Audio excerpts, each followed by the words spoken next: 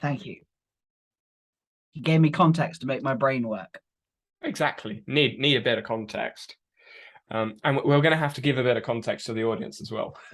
Nah, they can guess. It's fine. Well, I'll let you repeat what you had because you can start. Yeah, you like that bit.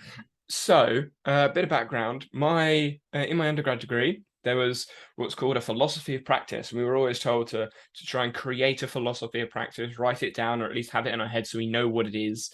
And what that basically means is we have a framework of philosophy, an idea, collection of morals and ethics that guides our practice. I'm going to coach this way, not that way, because I believe in these things, most of the time justified by evidence or research or some logical rationale, rather than I was coached that way, so I'm going to do it like that. It's not necessarily the best way to coach. And what I was thinking is, okay, philosophy of practice, I have one in coaching. I have one in the way that I work in life. What about productivity? Do I have a productivity philosophy? When I asked myself that question, I had a lot of answers, and yeah, I do. And then the extension to that, which John went, was, okay, if I have a philosophy of practice, does the content I consume match or like go against, like clash with my philosophy? Do I ask a question? This is like a rhetorical question with me, but do I ask a question when I consume content? Does this match my philosophy? If not, then what's the content doing? Like, what am I doing with it? I like that. Because I don't think you actually said quite those words No. when we were speaking before. But it's like, does it match? Is it in antithesis to what we have? And I think there is benefit to consume content that is in antithesis to what we believe, as long as you're consciously aware that actually it's purposeful. But right there, you've assumed that we know if it agrees or disagrees, which means Yeah, that is assuming you do know that means we've made the you're... decision. But most of us, I don't think, are. Like when we look at, I don't like bringing up politics and things like that, but when we bring it up, we know in our heads what we typically agree with or disagree with. So we know, okay, I'm likely to agree with that. I'm likely to disagree with that. When you look at a productivity video, do you have the same thought? I would imagine no. I would imagine you'd go, I don't know. I'm going to watch it and see what they say. But you don't have in your head where you stand already. So you don't know whether you're going to agree, disagree. And I think the danger of that is because you're going in blind, you don't know whether to go, okay, I know they're going to be slightly different, but let's consume what they're going to say. And because we're human, knee-jerk reactions can say, oh, I completely disagree with that, I'm out. And you leave the video or whatever the content is. You're like, actually, hold up and see what they have to say, see what their rationale or logic is, because maybe there is some logic that you've just sort of thrown out the window as essentially. I think that actually matches the conversation we had in last week's episode on like neurodiversity and the labels, and what you had on that and what I had on that are still different, but instead of just with the knee-jerk reaction of like, no, you're wrong, which is what I did actually the first time, it was like, yeah, I don't like that, but I don't know why I don't like that. I remember saying that. But I find it interesting when you know what you like, when you're able to just watch something, even with that, like understanding that, hey, I'm probably not gonna agree with this person, but there may be some value, and not just throwing everything out. Like, as in everything they say is incorrect because it does not directly match with what I believe in or with my own philosophies. Yeah. And that is a fun conversation and something that I'm navigating in my world as well. So my question would be a philosophy of practice in productivity. I know what it looks like for me.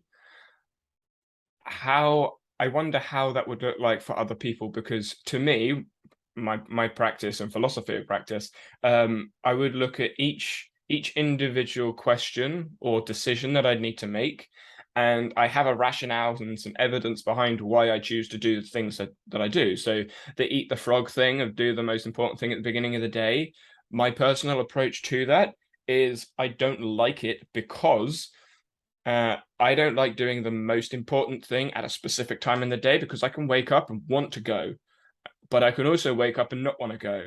So Mm. I don't apply that blanket rule because it doesn't fit every day. That's the evidence that I have, and there's loads of science behind it as well, but we won't go there. But I know when someone starts talking about Eat the Frog, I know I'm going to disagree.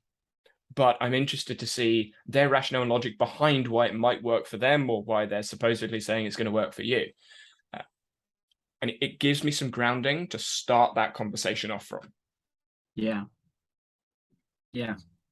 And it also, with regards to the whole self-help, self-improvement gurus and productivity gurus and all that's out there, a lot of them, I don't think, have a rationale behind what it is that they're doing, apart from I'm testing it out myself, or I've just learned this myself, which I think is not necessarily dangerous to share, but I think they need to be aware of the dangers that it could hold. Because if people that are going in that don't know what their philosophy is and are blindly following loads of things, I think it becomes a bit of a circle.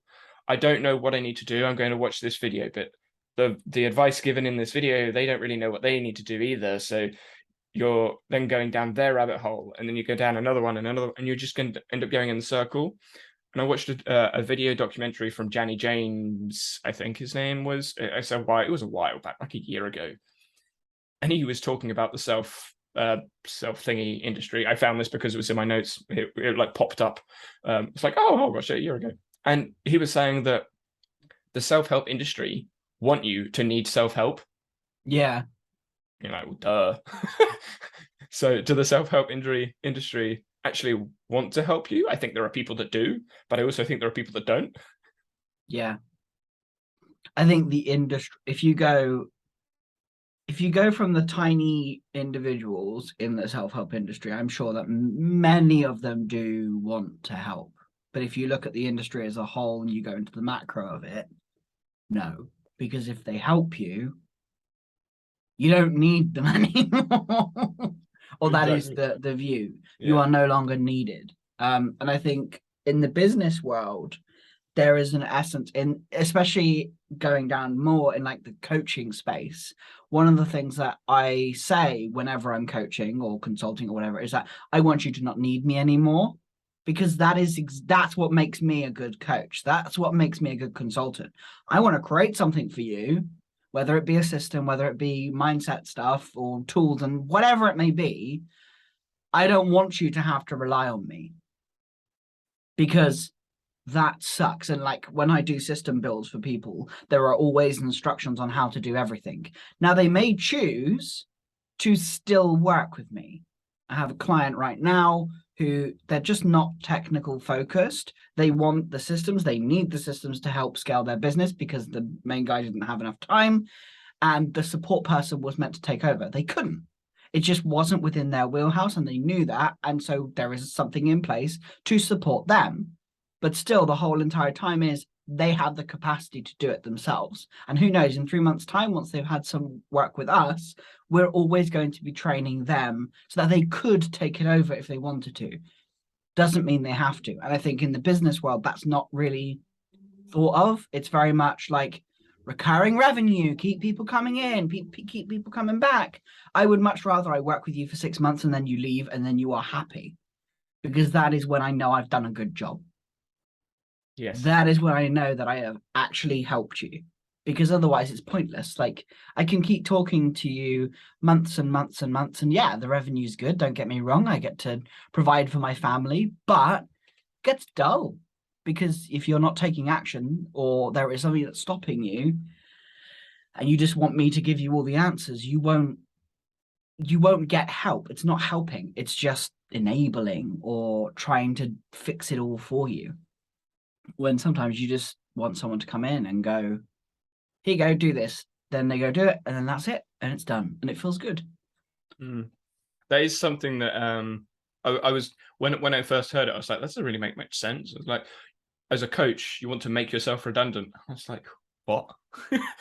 I don't get that at all. Obviously, I now understand the philosophy behind it, and that right there, I think, is a different philosophy to a lot of business owners. But you recognize you have a different philosophy, you know what that looks like, you know how you're going to act differently because of your philosophy. Uh, I wonder if so in my undergrad, I was always told to write my philosophy down, and I had a philosophy document of coaching. It's very old. It's kind of outdated as well now. But I wonder, with regards to a philosophy in business or a philosophy in practice, whatever that looks like in productivity, is writing it down worth it to articulate what it means? Because Yeah, I I, know a I, lot of us I, have it in our head, but I have it as a yes because there are so many things going on in our head at once, especially for me, like, and people who work with me, their brains are always going. mm, Like they never stop. And I think that's true for all humans. But like if it's not front and center for me, I'll forget. And so for me, writing it down is one, a creative exercise because I can really look at it. I look at it and go, is that true? Because when it's in my head, it's swimming around with everything else. But when it's out in the world, in the environment that we're working in, I can see it and I can look at it more critically than when it's in my head. And so when I write out my philosophy, I'm like, okay, is this true? Is this true or is there something missing? Because often what I've experienced as I've been getting in that space of like what is true, what is congruent, what is the fullness of me, I often pull things out and then go, oh wait, no, that's not quite right. That's not quite right. I was writing a piece of content, and often there are other pieces that come into you and change what you're saying. And I was actually writing a piece of content that when I showed someone else, they were a friend of mine who knows me very well. She went, "That's not you talking. There is pieces of you, but the spin is very much something different. So what's going on there?" And I think that's been like really valuable to take what I have in my head out because we are influenced by everyone around us. We're influenced by the content that we consume. If we are not clear on the philosophy of the content we can, like what that philosophy is, we lose ourselves in it. And then yeah, we end up in this consumption cycle of just doing nothing but consuming and consuming and consuming. And I think the advice around like create more than you consume is not enough. It's missing so much. Like it's a spiffy title, but there's nothing wrong with consuming more than you create. It's just being aware of that and being aware there's not necessarily a problem. I'm not saying that it's always a problem or it always isn't, but it is fine. It depends on where you're at. And I think that is something that is missing from the nuance. I also think that's a good question to have in whatever we're going to call it, a philosophy of productivity, because what content means to some people will mean something different to others. So creating it and consuming it will obviously the ratio is going to be different. If you class a piece of content as a video or a blog post, then no, you're not going to be able to create more than you can consume. But if content is writing down a note, which that's how I see it, I see a piece of content as a note, and it doesn't have to be public, then I can quite easily create way more content than I consume. That right there, public, because I think that's the assumption that they make with that post. Mm-hmm. That is the assumption that I get from that post. Public content. And You it's must different. create more public content, and that drives me insane because the pressure of that sucks. Yes. People who struggle with being consistent in the traditional consistent sense. There's another ship 30 for 30 going on right now.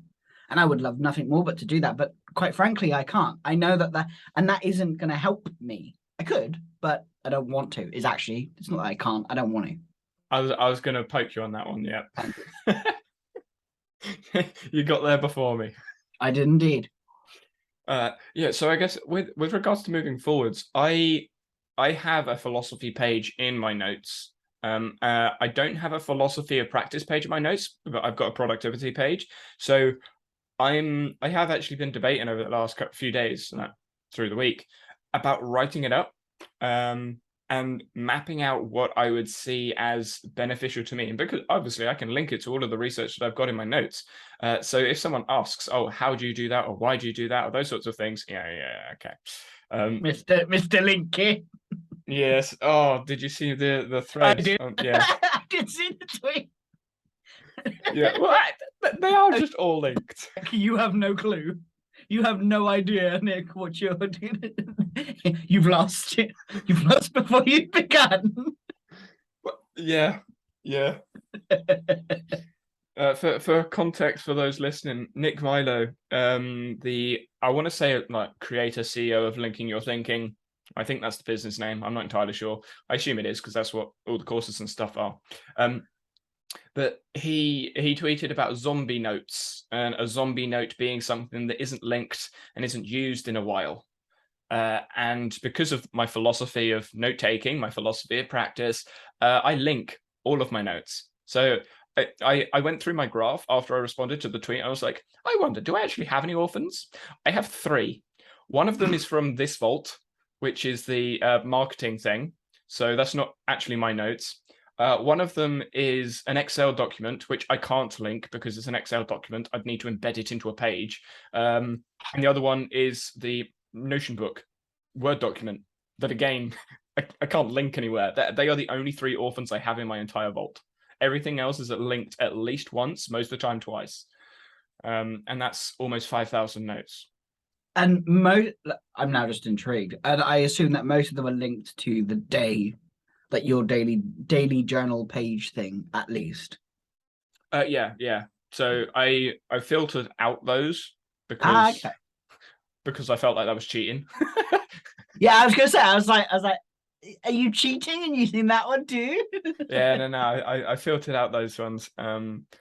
So all of the source notes are linked to at least one working note, and all of the working notes are linked, obviously, to the source notes, but at least one other working note. And then my projects, which I still class as working notes, so the video scripts and the blog posts, they are all linked to obviously the source notes for those projects. And they're also normally linked to either a working note if it's a bigger project, or the actual source note I'm talking about. So the research reviews, that the main link is the research paper, and then any other point that I bring up, I can block reference in. And that actually relates to one of the threads that's been going on my Twitter feed recently around blocks and how blocks work between Roam, Logseek, and Obsidian. And I feel like the feature set, it's certainly not a general pop user feature set thing. Block references. It could be, but I don't think it will be. But the workflows that people talk about, I don't say the workflows. I probably say the features that people talk about that impact their workflows. I don't think we are as aware of the other tools as we could be. I know I don't know how Logseek and Roam work on blocks, which is why I tweeted it, because I was like, I don't know. But all the responses that I have seen so far about, oh, Roam can do this and Obsidian can't, I'm like, yeah, but it can. It does it like this. And they respond, oh, well, it's not quite the same because of this. I'm like, yeah, but that's just that. And every time so far I've had a response from a Logseek or a Roam user, the only thing I have found that isn't an Obsidian is the dragging and dropping of blocks, because everything else is in search. Like, I want to look for this block. I want to look for how many times this block has appeared. Yeah, search. It's just all in the search plugin. You don't need to go to a different button. It's all there. The only thing you need to know is if you want to search for a specific term, put it in quote marks. If you want to add a Boolean search, you need to put it in the search. Like, you can't just click a button and filter out for things. But that's it. And yeah, it's one of those, I think, again, going back to our own philosophy, we have our philosophy that's ingrained in our head, but it doesn't mean that we know what others do. It's just like, oh yeah, this is my thing. But you've actually taken a stance by saying this is what I do. And I think people aren't recognizing that as much as they could do. Yeah. So that would be my call to action. It's kind of it's that's what caught me straight. I was like, oh yeah, I do have a philosophy of productivity. That's interesting. And I have it in my head, but I never have it anywhere else. I have like my business philosophy. It's literally on my page. Needs updating, but I have that on my page. I know like systems are human. That's what I have. But I don't have that anywhere. I don't elaborate on that or expand on that or have anything around that. And I'm like, interesting. I don't know what it would look like, but if you were to write out your philosophy of practice, which obviously would include productivity, I would imagine it would be kind of like a long document of these are the choices I would make and this is why I would make these choices. I think it could be like, I don't want to say self-help, self-improvement thing, but I think it could be a good, what I would class as a metacognitive task to just go through, because I know when I was doing my coaching philosophy, I think it was my second year, we had to write it out just as like a quick thing at the beginning of one of the emotional intelligence lectures. And I remember writing it out. And I remember sitting and looking back, I was like, my second point and fifth point are literally the opposite. How can they be doing both? Because they were different points, but they were built on two completely different assumptions of practice. I was like, how can I be making that choice, but also making that choice? There's no logic there. Like, I need to believe one or the other. And that led to quite a big conversation, like mental conversation of myself. I'm like, do I believe that? Do I really believe that? Why do I believe that? And I had to challenge myself, but I didn't recognize that until I actually saw it on the page. I was like, oh, yeah, no, those reasons don't match up. And it's very similar with ecological dynamics and information processing. We can make choices because of information processing and our bias towards the computer as brain metaphor. But we make choices on ecological dynamics. And obviously this is something that I do in my head quite often. I'm like, okay, why did I make that choice? Is it because of my assumption of the brain as a computer, or is it because of my assumption of the brain is more than a computer and looks at resonance and fluid dynamics, etc.? And those are questions that I challenge myself to look at quite often now. But if you don't know what your philosophy is, or you haven't written it down, when I say you don't know, I would probably say you're not aware of, because we all know it. I think that, So. Yeah, it's interesting. I hadn't considered it because I have a business, and if I shift on the business perspective, because your philosophy interacts with everything you do, like the whole thing from start to finish. And I think a lot of what is done in business when they talk about frameworks and etc., this can help influence that. Of like, when you know your philosophy and you can see it plain on paper, you can challenge your own philosophies, your own belief systems, your own everything, like you were saying. And that creates this, I suppose, framework of working. But understanding how you work, you have a better idea of the, although I hate the word, niche that you're in, because all of the things of you, all of the pieces of you that come together will match with other people who have similar beliefs as you. That is the natural niche. That is the completely and utterly non-overly structured, non-forced niche that you'll put into. It is something that you actually believe right down to the core. One of the things, an example of this is like, recently I have been exploring this. I didn't realize that I didn't have a name for it. This is what I've been doing around like system stuff, because let's be honest, for business people, systems are boring. The vast majority of people who listen to this podcast are systems people. They like the systemsy thinking and it's fun for them to do. I would be interested in the stats and the information, so because I don't have any of that. If you're not a system person and you're listening to that, tell me I'm wrong. Love to know. Like, I am super intrigued to be corrected on that assumption. But it's an assumption I'm standing with right now.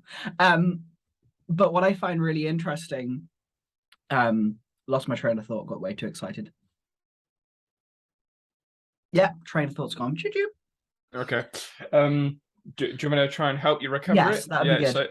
So you were talking about your processes and how some people are systems, some people aren't systems.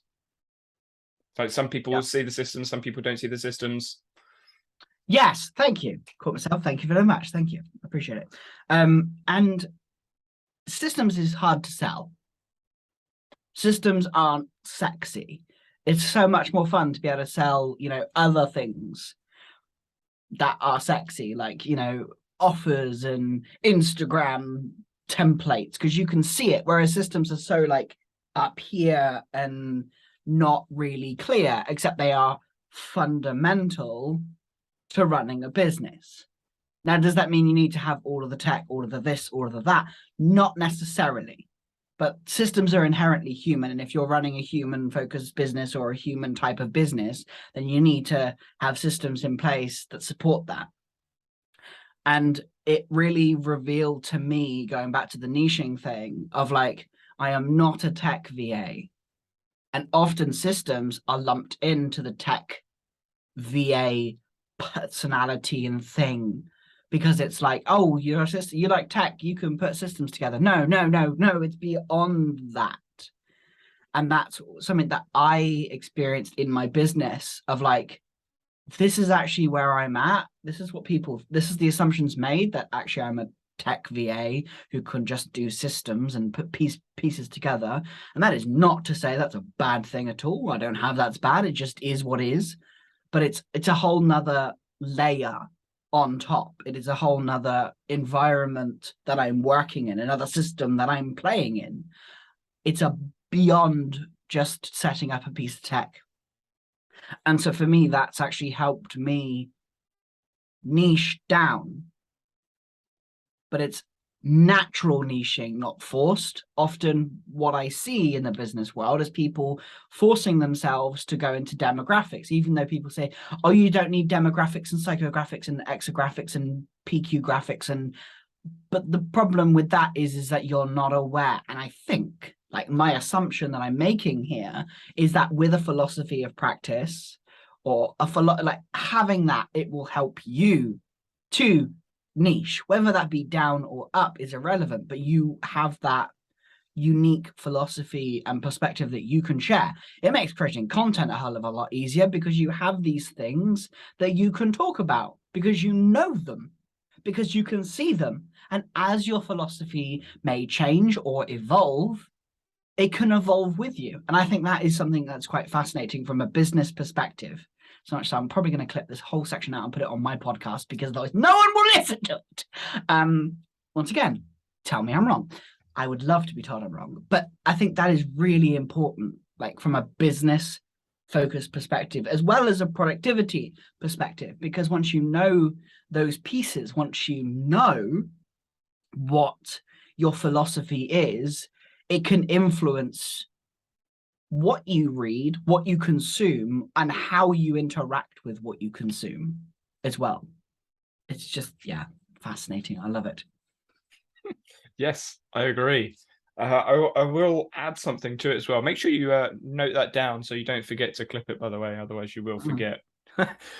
So with regards to the framework and the philosophy and the somewhat dichotomy between the two, because I think a framework and a philosophy can be seen as drastically different things. I think, as you mentioned, a framework is built from a philosophy. Yes. Exactly. They are kind of an evolved form. It's like you have your philosophy and you build a framework around that philosophy.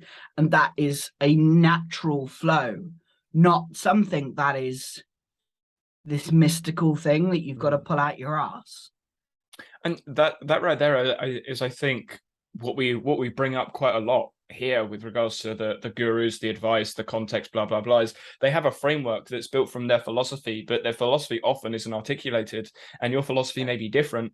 So yes, your behaviors could be different because of your philosophy, because of whatever other reason, but the framework that you're trying to map to doesn't quite work because it doesn't fit you, the decisions you make, etc., etc. But if you're not aware of the decisions that you would make, then you need to try and work out why the framework doesn't work.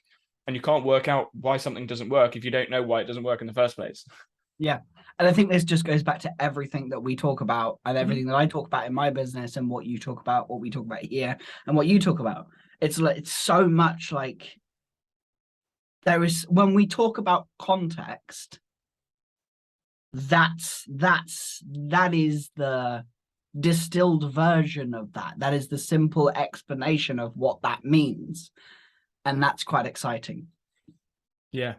Going back to our jargon episode, context, if you break that apart and you really take it what it means, it's a philosophy. It is what you do and how you do it and why you do it.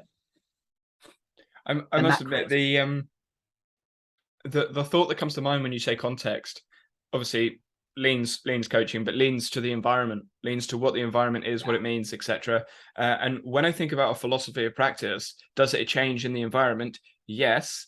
How does it change in the environment is my next question. And I don't know if everyone will have an answer to that. And this is something that I started thinking about while I was thinking about this yesterday, watching YouTube channels, is, well, each YouTube channel gives out advice, gives out, you should do this, you should try this, or they vlog their advice and say, I do this and you should do it too. Not necessarily those words, but very similar to. And some of the bigger creators as well do the same sorts of thing, is they share their framework, their 1, 2, 3 step, 5 step, whatever thing. But it changes over time. And what they're actually talking about is not a framework, is their channel, is their philosophy of practice, but not articulated in a philosophy. It's articulated in guidance and advice. And so the question that came to my head was, why are we articulating a philosophy as advice if it's philosophy? Is it because we are not aware of it as a philosophy? If so, why are we talking about it as advice? My brain just went, that's one hell of a killer YouTube channel. Like, having it as a philosophy basis versus what you should do. Instead of tips and tricks, this is my philosophy around this thing. This is why it is. It will change because of this, this, and that. What about you? Yeah. It would be an ongoing conversation, because our prior knowledge, our expectations, preconceived notions, all of that sort of fun stuff is going to be individualized. How do you diversify productivity information? By having a philosophy of practice that you have, that you can discuss with everyone else. And I say discuss, but I want to emphasize that it's a discussion. It's an ongoing conversation. It's not a finite thing, which is what I see in a lot of comments, that they either agree or they disagree with whatever advice, tip, trick thing was there. Or I can see that, like, what does that mean? Like, actually have a conversation about it. Would it work for you? Does it work for you? Are you just saying that because you want to comment? Like, what does it mean? What's the point? Yeah. What do you have? Kind of thing. It does bring up the conversation around the whole like cancel culture, arguing online thing, where discussions should, in my opinion, have disagreement. If it doesn't have disagreement and everyone agrees with everyone, then the world is not going to be a better place because not everyone is going to agree. So there needs to be disagreement, but the environment needs to be, using a term from practice, psychologically safe. You need to be safe enough to put your response, to put your thoughts out there. There are some comments that I get on my channel that I vehemently disagree with, but I'm still open enough with that person to have a conversation about it. And I will say 95% of the time, yes, that's an arbitrary stat, but I've only had one experience where I haven't changed the person's mind. And I've spoken to every person that comments on my channel. So I'm going to put 95 because I think that's a good rough estimate. But all those conversations, once I've explained the rationale behind the logic, they comment going, oh, I get it now, or I understand, or oh, that makes sense. So they've had a question about my philosophy because of the video that I've shared, and they've disagreed. And some of them are using choice words in their disagreement. But I still engage with that and have a conversation with that. I don't just shut it out because, oh, no, I disagree. I want to have that conversation. I want to have that discussion, even if it is a bit like friction heavy, which some of them are quite friction heavy. But that's where I think the benefit happens. Not in, hey, do my tip, trick, hack, framework thing. No, this is my philosophy. But once again, do you agree? But once again, it's not sexy. No. It's not seen as sexy. We just want answers. That is the common, it's the blue pill, red pill thing that we've spoken about so much. People just want answers. And even, or answers that fit what they want without fully knowing what they want. That is an assumption I'm making, but yeah. Yeah, no, my head's going somewhere else, which is why I'm all over. With regards to politics, because there is no answers in politics. That's why it's politics. They are sharing their philosophy. That is what politic content is. They're sharing their philosophy. Yes, they can. put makeup on it, make it look better or different. Yeah, they can polish it as much as they want, but at the end of the day, all they do is talk about their philosophy, their views, their morals, their ethics, and you either disagree or disagree. So I don't know. Again, this is me talking Disagree as or we go. disagree? Disagree or do you mean disagree or disagree, or do you mean disagree or agree? I just want to check.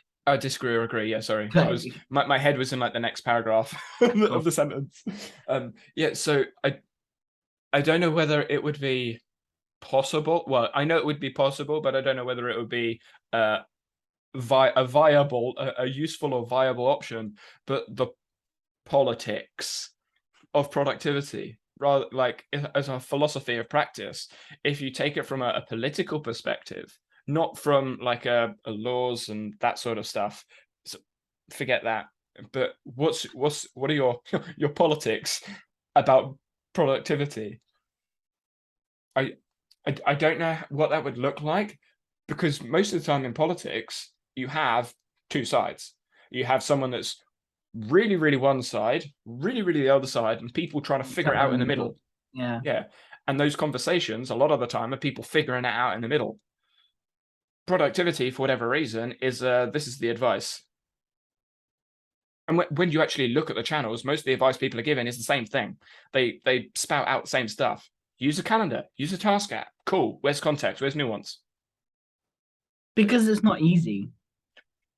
I And because reckon. it doesn't, and because my assumption and suspicion is because nobody, I mean, I think you, me, and Layla have had this conversation before. Nobody wants to talk about that.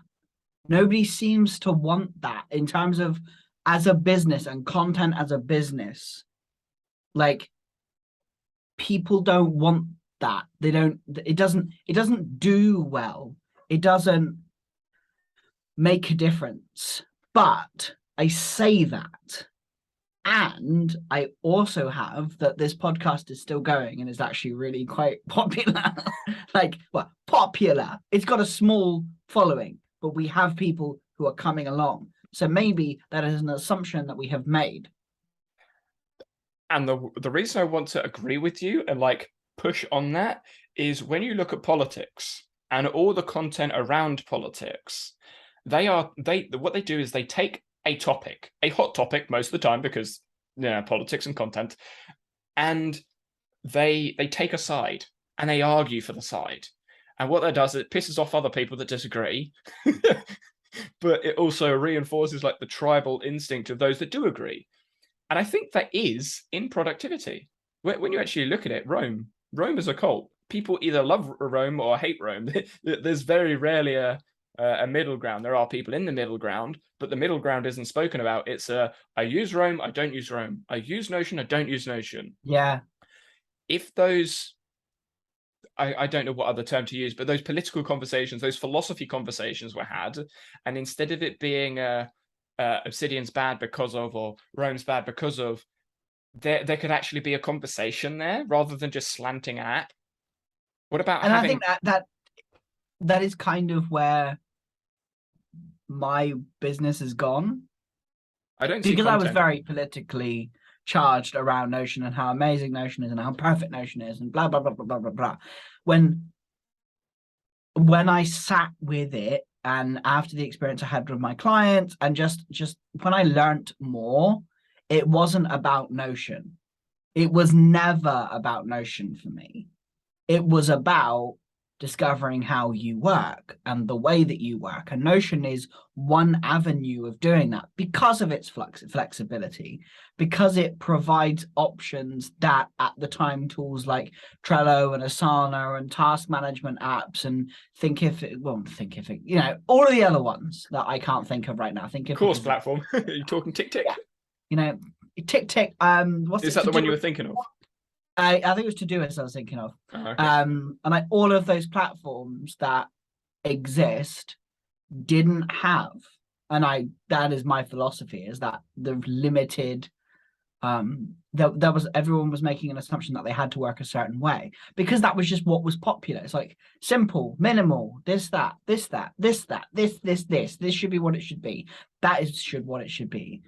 And Notion unlocked a lot for a lot of people of like, hey, I don't actually have to work in a list. I don't actually have to work with deadlines that are fixed. I don't actually have to learn and habit force myself to learn how, like, when a date is due, or I don't have to see information in only one way. And the best way is only to have one way. Notion unlocked options and opportunity, which I think is what Affordances. affordances. Yeah. Yes. It unlocked affordances for people. And I think that is what I have on why I do the business that I do now. It started with Notion, but it was never, ever about Notion. It was about the affordances of being able to work your way and being able to figure out the way that you work and then build something around that and create something around that. Whether that be in Trello or Airtable or whatever app it may be, if that is what you want to do, then that's what you want to do. And you feel that benefits you and you need more constraint, then that is great and go for it. But if you don't, then there are options. And I think that is quite an exciting thing to have. And that's where my philosophy shifted. Yeah, Or I think what Notion and apps like Notion do, all the apps under the sun, is they constrain the environment you're working in, which allows you to see the affordances of the app. Once you have what I would class as like attuned your skills in the tool, you can then start exploring other things, which is what like people like us do, because we've got a level of expertise in the tool that we're using. We can explore other tools and look at other affordances that those tools allow, and then potentially bring things back, move things forwards, etc., and explore. But like you say, that is built on a philosophy of practice that we use to get stuff done. Like the getting things done methodology is more than a methodology. It's a way of looking at tasks. Like you are categorizing tasks in a certain way to do a method, but if you don't categorize a task in the same way, well, how would you do it next? and this is a like para is a really good example of this for Mm-hmm. me. I flipping hated para. Now I swear by it. And the only reason why, and for let me clarify, but for a specific use case, and that is file management. That is file management. It is not, I do not have that it is a productivity, like task organizational thing, a project management thing. I don't have that, it's that. It is a small piece. And for me, Para is great because I added a layer on top that made sense to me. And that was time of like interaction. So for me, a project is very much, I'm touching it quite a bit. I'm going in there, I'm interacting with it nearly every day, every week. Once it goes beyond a certain point, it gets moved, or it's something that keeps going forever and is something that I'm touching every so often, it moves into an area. Sometimes I don't go through the process of 1, 2, 3, 4. Sometimes I just go from 1 to 4. So 1 is projects, 4 is an archive because I'm not touching it. I don't need it anymore. It's not, but it needs to be there, and I don't need to touch it right now. And I have that philosophy of 1 to 4 for me. That's the same as Tiago. That's what Yes, that's what Tiago talks about. But I think because Tiago talks about it in his course and he doesn't emphasize it that much, people don't know it.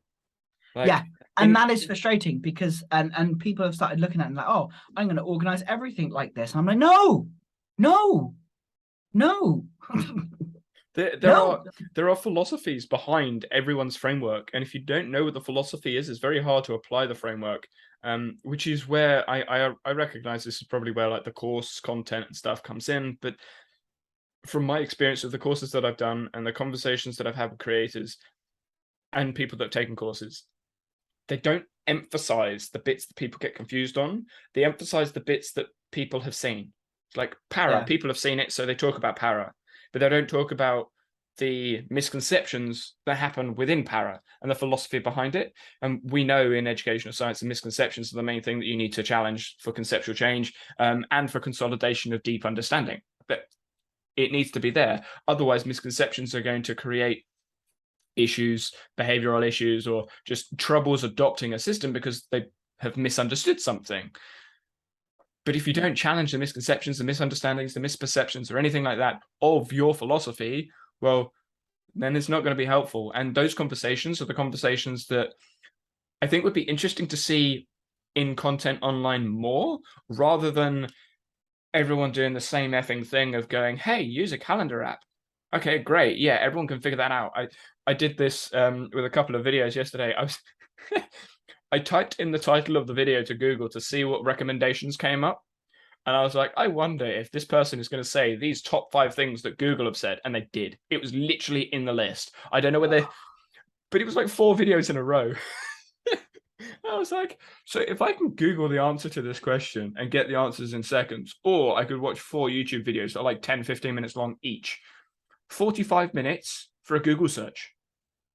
And there was no context or nuance given. It was just different music in the background, different B-roll put on top of their faces talking. Like, that's entertainment, great, yeah, but it's not helpful.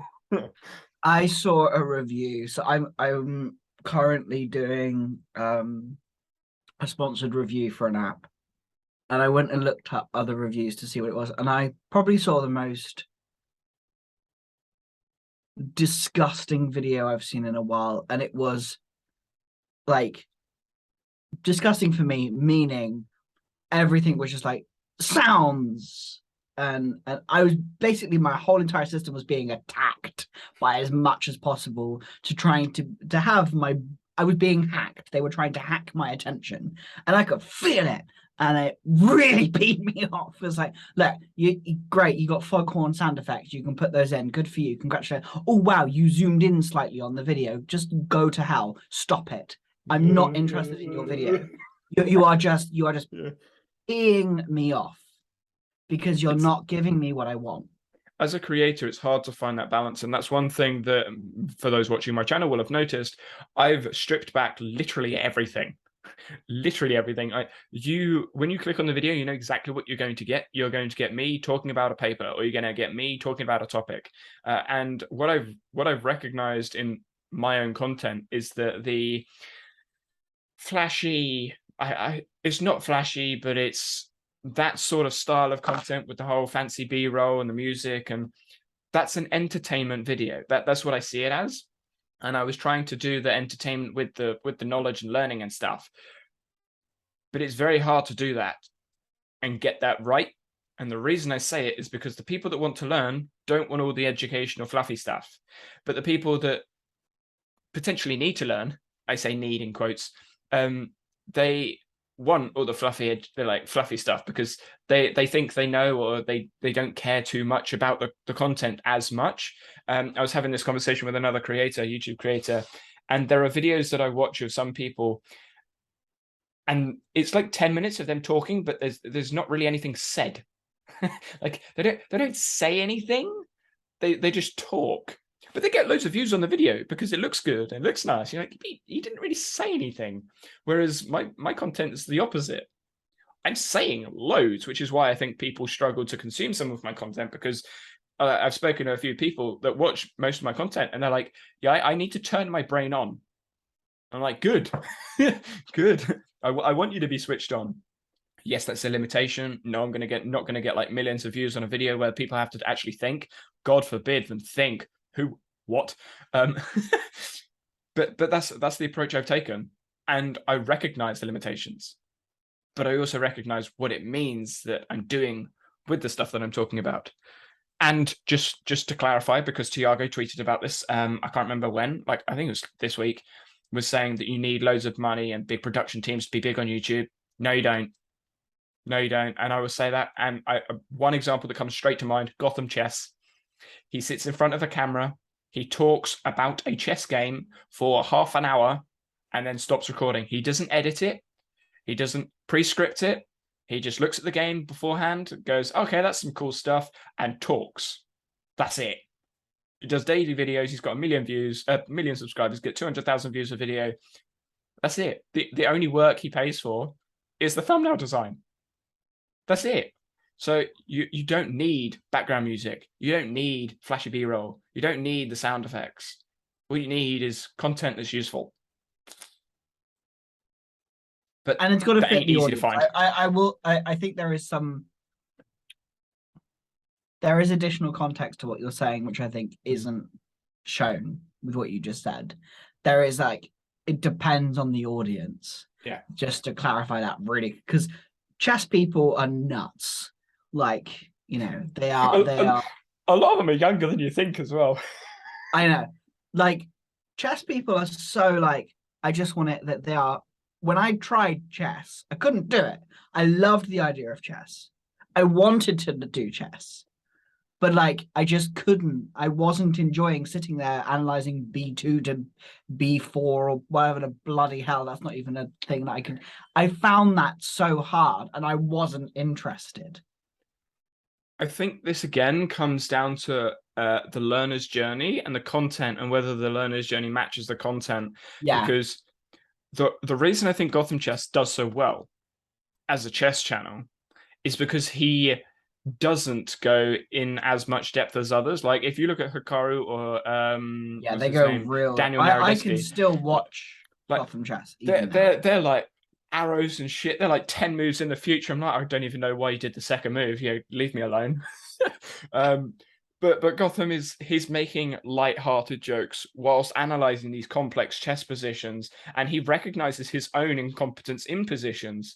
And he even says it in the videos. He's like, yeah, I don't know why they did this. Yeah, it doesn't make sense. I think there was like a running joke on his channel for a while. Like a GM at some point will play H something 4, 5, 6, where you push the pawn up. I'm like, okay, cool. And it just became a running joke. I have no idea why they do that. It's not going to help me in chess whatsoever, but it was fun. And that's what I meant by it. The content itself is valuable. He's making something which is arguably quite boring, fun. Yeah. He's not doing it with all the flashy stuff. He's just talking about stuff. And I've actually been watching quite a few channels recently. They lean politics, but some of it isn't intentional. They're just talking, but because they're talking off the top of their head or from a bullet point, they lean into talking conversations about politics because they're talking about social issues. As soon as you talk about social issues, politics has to be involved somewhere. And you start to see their side of view. But the videos are very stripped down. I've watched very few recently anyway, very few what I would class as traditional YouTube videos with the whole fast-paced editing, words in your face, sound effects stuff. I can watch it, but I'm more likely to watch a 15-minute guy talking about a paper than I am a Mr. Beast video with like this amazing money being spent everywhere. Maybe it's because I'm boring, but see, here's the interesting thing. I don't mind Mr. Beast's videos. oh, I can watch him and I don't mind him. No, but I don't hate them. I like his videos. They're funny. They're enjoyable. They're entertaining. But what I don't like was that video where it was all. What my assumption would be is they've just taken what Mr. Beast does and just thrown it without any consideration for the people that are watching and just think, oh, I need to go viral to find success. I need to go viral on YouTube to find success. That's an assumption. I need to put loads of flashy things and punch them in the face every 5 minutes.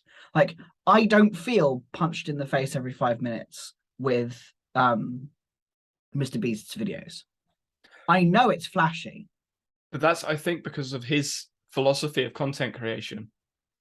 I don't know how much most people probably won't have listened to like his philosophy of content creation, but when you actually listen to it, it's more than just the sound effects and the music. It's building a story, it's building a narrative through those things. So why is he in his face zooming back out? Well, he wants to show that he is really a small thing in this massive environment. So the effect means something in the story and narrative he's telling in the video. Yeah. And there is loads of effort put into his videos to make it a narrative and a story that fills the philosophy, which has all the other stuff. Yeah. And people only see the flashy, like pump, pump, pump, pump, punching stuff up all the time and all of that. They see that because they see the video editing technique as the philosophy, when really it's only a technique to help the philosophy. Yeah, it only helps the philosophy. It's kind of a tool, and That's what we're talking about, though. Framework. Yeah. It is a framework of building a video, but the framework is built on a philosophy. If you have a different philosophy but use the same framework, it doesn't work because the decisions you make are built from a different philosophy. They don't match. So there's conflict, and that conflict is where the audience, goes, don't like this. Yeah. And I think that matches with everything we've spoken about today, like philosophy of practice. Understand why you're making the choices you're doing, and do you have a rationale behind them? You don't, and I'm going to say it, you don't have to find a rationale behind the choices you're making. Just be aware of them. It could be something that you look to explore, but that would be part of your reflective practice. And you don't have to have all the answers to why, like you were saying. It's like the act itself of just writing it down is exactly what we're talking about. We're not necessarily talking about the bit that comes after. It's let's actually put down what we have to see what we have, rather than let's put down what we have to make it better. This is not necessarily, and does not have to be, it doesn't need to be a self-improvement exercise. This isn't really a self-improvement exercise. It is just awareness. Yeah. I think, given the audience, the assumption of the audience we have, who are people who want to do better, be better, have better, etc., I want to look at that. Learners. Yeah, we have learners in the audience, and so it is very just in the act of doing it, you are gaining a lot. Yeah, if you want to go further, do it. But exactly. I was going to say, I think if you do want to go further, they would, like, the questions that come up in writing your philosophy would be the questions to look at in whatever it is, like your journal prompt, your reflective practice, that sort of stuff. Which again, I think is one of those things inside of the productivity space that isn't covered. Like, oh, you should journal every day. But about what? I hated that. That bugged me. It's like, well, what about? Like, tell me, well, what questions should I ask? Oh, okay, here's a list of questions. I don't give a shit about any of those questions. Like, you just end up writing like the same stuff. You're like, oh yeah, that'll do. Yeah, that'll do. And it becomes a chore. You're like, oh yeah, I need to answer those questions. What are your daily gratitudes? Well, why do I need to write my daily gratitudes? Like, science have said it's beneficial. Okay, that's nice and all. Yeah, just because science says it's beneficial doesn't mean that is something that I want to do. Oh, here he comes. I just had to just wind him up. Ah, there you go. Yeah, fucking science says. Give me the evidence. Oh, I really want to do a video ranting about this, but I feel like I'm just going to I don't want to target people, but there are so many people. Science says, evidence shows. No, it doesn't. No, it doesn't. It's your fault. You've ruined it for me now. Because every time someone says, oh, studies have shown, which study? But it's not even it's not even which study. Sometimes they cite the same, like, oh, cool, I'll have a look at the study. And they haven't even read the effing study. You're like, no, what you've said doesn't match what the study says. You've just put a study in there. Whether you've done it arbitrarily or if you actually looked at the conclusion, you'd know.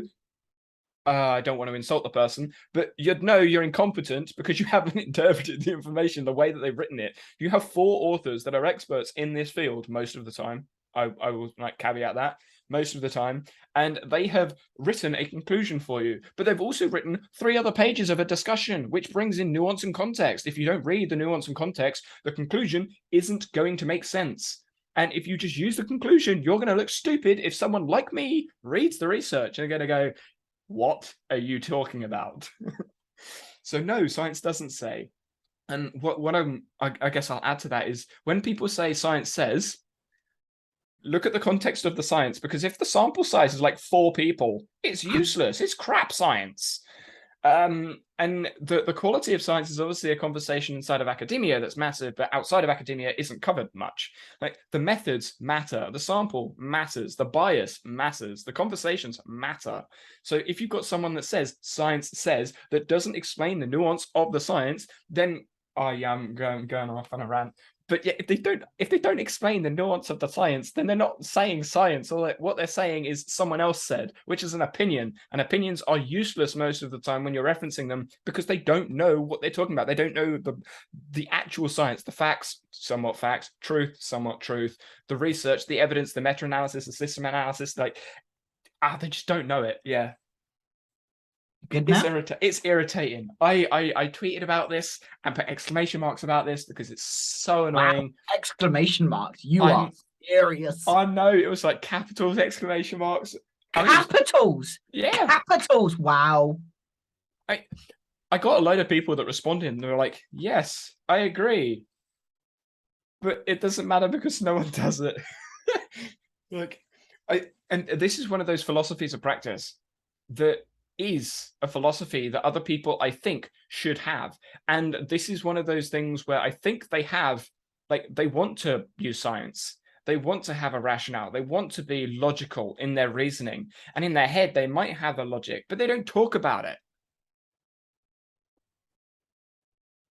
And that's where the philosophy of practice isn't being pushed in the content, which is what I want to see.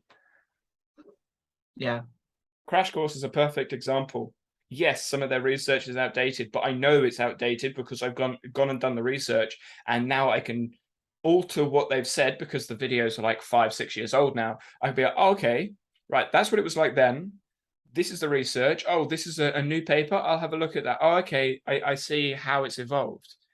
Other videos, oh, science says where, what, who, how. Like, you're just giving an opinion. Maybe a hot take here, but I think most productivity channels are vlogging channels. Like, they're not productivity channels. They're just vloggers. Have got productivity people listening to this. Woo! They just talk about their life. You're like, cool, great. Doesn't help me. I'm not you. Yeah, I mean, that is an important thing. Like,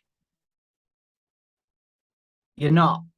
But I think going back to our own, like, this conversation of like, is that on the responsibility of the creator?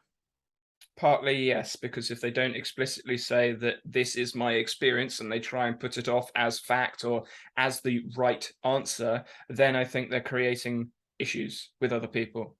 Yeah. And I think that's down to the narrative that they share their opinions and experiences with. I'm a really high level this person type of person, which you assume is going to mean I'm good. Exactly. I was a doctor, and I'm going to say doctor because the amount of effing doctors that vlog their life and say, I'm productive using Notion. And you go, oh, okay, you're productive using Notion, making notes. How many notes do you have? Do you take notes? No. So you're not productive taking notes with Notion then, are you? So you're talking out your ass. Sorry, I've heard so many doctors say that. Like, oh yeah, I'm really good at revising in Notion for my doctor whatever test, blah, blah, blah. Oh, okay. What flashcards? Anki. Oh, okay, so that's not Notion. What notes do you have in Notion? Oh, you don't have any. Oh, so that's not Notion. So why are you talking about Notion to help you learn? Oh, because they sponsored the video. Then it's not helping you learn then, is it? It's helping this, which is, of course, fine. Nothing wrong with that. That is important. Money if you want the money, cool. I realized that was not very helpful. Yeah. But our audio listeners, I just did the money sign. Like, it's if you are doing it for money, which is fine and not a problem, say that. Don't assume that Notion will work. And to be fair, it may be that they were using Notion at a time, but now they are not. But I think this comes down to for me, their shallow understanding of what it means to learn. The majority of, I know I've been ranting on doctors, but they are the majority of people online that talk about productivity, self-help. When you look at YouTube, like, I don't know why it's so big. Maybe Ali was like a big role model and everyone's like, oh, Ali can do it. I'm going to do it. That's my guess. Probably. But there are so many doctors out there that are talking about learning. But it comes across as they don't have the foggiest about what learning means. Active recall and spaced repetition. Okay, first of all, it's not active recall, it's retrieval practice. Second, it's not spaced repetition, it's practice and repeated practice. And third, most of the things that you're talking about are not new, they're not unique to you, and there is science behind it, but not in the way you're talking about it, because the way you're talking about it is your experience, which doesn't match up with the majority of experiences from other fields and other environments. So you're sharing your experience. You're not sharing the answer or the right way. Just because you have one study that said a conclusion that matches what you've said doesn't mean it's true. That's called confirmation bias, which they're also mostly aware of. They just don't, for whatever, see it in their own work. Oh, I went on a rant. You good? You feel good? No.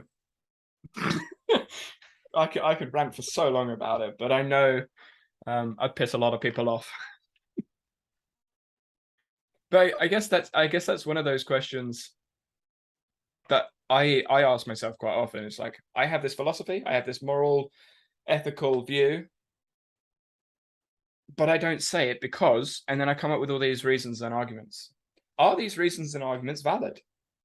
Mm. And then that's a question I'm going to have to ask myself a bit more, because maybe people do want to hear the rants of people that are finding trends online. It's about the psychologically safe, though, isn't it? Mm-hmm. Exactly. Because if you have a video ridiculing people for not putting in evidence, rationales, science, etc., maybe they won't share their opinions. Now, there is an argument to say that that's a good thing, because there's less fake news. I mean, look at TikTok. There is no science, there's no evidence, there's nothing in TikTok. It's literally just opinions, and very quick opinions with no context. So TikTok to me is all entertainment. There's no education on there. Yeah, I know there's like ADHD friendly TikTok channels. Yeah, but there's not enough time in a TikTok to put context in it. There just isn't. Yeah, and from a business perspective, that is something that I've been really wrestling with, of like, how can I, because the meta of that is reels and TikToks, short, sharp stuff being punchy with no context. So where do you go to find the context? So where is the place to go to find context, or how can I facilitate context in my audience? And I'm playing with that right now. I found something on Instagram the other day where it's, you have your reels in the background, which is to draw people in and to grab people's attention. And then the whole homepage, like the actual, whatever they're called themselves, is like a landing page where you get more context. Is it a portfolio? I know it was with the pictures like and the stuff. squares. You know how you have the squares? You don't actually have to post your reels on the squares, which I did not know that, but like you can just have it so that there is a big puzzle graphic. And that for me is something that I'm going to be exploring to add more context, because then you can see my philosophy. Then you can see what I do and why I do it and where my bias is. And it gives people the opportunity to delve deeper into the world rather than just having the reels. And I think also that is where, because I've been thinking, as you know, I've been thinking about my YouTube channel and whether I want to bring it back and what I want to do with it and where I want to go, and am I interested in it, and is it something that I have the time, and am I willing to put the time in, and how can I put the time in a way that is effective and efficient for me and allows me to do all the things that I want to do. And I'm seeing like there is additional context, the ability to have additional context on my YouTube channel. It is not, if I do bring it back, I'm going to be very purposeful. It's not going to be around hacky, quick tip content. It is very much going to be the philosophy that I have around what I do, around systems are human, around like you are not broken, around all of those pieces of what I do. And that's what the focus will be. And I think it's been nice to actually take a step back, because from a business perspective, the quickest way of success on a YouTube channel is to, reach the 40,000 views or whatever it needs to be to get monetized and blah, blah, blah, and all of that. 1,000 subs, 4,000 hours. Yeah, 4,000 hours and all of that lovely stuff. And that's fine. But there is also an alternative with YouTube, which I think I may explore, around providing more context for people who want that. Because also there is a side of like people may not want context. Mm-hmm. And that's fine. Yeah, I think the people that don't want the context or aren't looking for the context are those that are just browsing around, and they Yeah. are the people that are better suited to the ranty hot take 10-second clips. So maybe shorter content is, again, I haven't seen any links from channels on TikTok that do talk about the stuff to give context or education at all. It's just, here's hot takes or here's this thing. But it certainly works. It's certainly useful, and people can certainly relate. So yeah, maybe that would be the next go-to. Maybe an ADHD channel that has a big following on TikTok just needs to put like a link to help docs. I don't know, something somewhere. Everyone seems to be making their own content. For whatever reason, everyone in ADHD that I see, like as big creators, seems to be writing their own book. And I just find it really ironic how their entire content is driven around them most of the time struggling to focus, struggling to get started, getting distracted often, and they're writing books which inherently take a lot of focus, a lot of time, a lot of mental effort, planning, which Hyperfocus, hyperfixation. yes, Concept. but they're all talking, like everyone that I've seen that's writing a book, they're all talking about their struggles of writing the book. And I'm like, it's just interesting to watch these stories develop, in that they know they have these struggles and issues, but they're going to write a book, which is one of the hardest things to do with these struggles and issues that they have, which they have said multiple times, but they're doing it. And then they're sharing that they're struggling with it. And it's like, in my head, I want to go, well, duh, that's what you're saying. But also, I recognize that they are pushing the boundaries to them to help other people, which I'm like, yes, keep going, do it. But it's also like, I'm kind of in this mix of, I want to egg them on and get them to finish the book because I think it will help. But I'm also like, yeah, but you're putting yourself under all this pressure and stress that you're openly saying is stressful and hard to do. But what are you really doing it for? Especially as, from what I've seen, people with ADHD most of the time don't like reading books because they get distracted quickly. So it just makes me question, like, why are these creators making this thing that the people, their audience, will struggle to read? I don't know. Obviously they have a philosophy and ideology behind it. I just don't know what it is. And Perhaps they're making books that are designed for people with ADHD. I don't know what that looks like.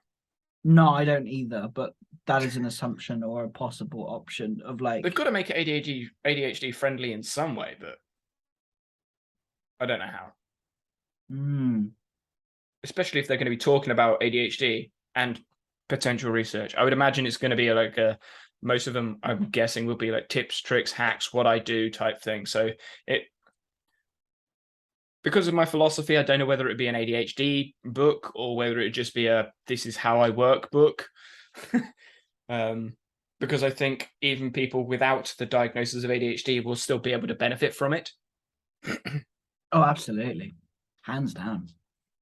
So, yeah, I reckon the ADHD thing is a marketing tool rather than a accurate evidence-based thing. But yeah, that comes back to my personal philosophy. Yeah. So yeah, if you are interested, I would be really interested to read through some people's philosophies on productivity. If you do fancy writing it up, we've written like a Notion page and share the link on Twitter or something. Because I think everyone's going to have a different philosophy, different meanings behind words, different approaches to thoughts and ideas. So yeah. Yeah. I'm certainly going to be writing up mine, mine. please. Yeah, I'm certainly going to be writing up mine at some point. Yeah, same. See where it goes, see where it leads. Yeah, that's pretty interesting. I like that. Have some trigger questions. What do you think about this? What do you think about this? And then everyone comes up with completely different answers. Do you have trigger questions already in your head? Oh yeah, loads. From my philosophy of practice with coaching, I've got tons. Perhaps it might be useful to provide those. Yeah, I could write a list. Yeah, as a starting point. Yeah, I'll do that. Right. And let me give it to me so I can put it on in the description. Yeah. Yeah. I mean, most of the trigger questions are very, very broad, but they're deliberately broad because you can go in any direction with them. Yeah. Sounds good. Nice, right. Did you come up with a closing thingy last week? I can't remember. What was it? I don't remember it. We did. Yeah, you came up with a closing thingy. I cut you off halfway through. Because I was like, oh, you need to be careful about that word because it could be misinterpreted in like 2 different ways. And I can't remember. Was this something about ignorance? Maybe, yeah. I can't remember. that is literally us. So annoying. That's literally us. Oh, that was that really good thing, but I can't remember. Yeah, damn it. Keep it whatever we had it as before. Keep it ignorant. I don't bloody know. Keep it stupid. Keep it stupid. Was it keep it stupid? Maybe. Oh bloody no. Anyway, bye. Bye.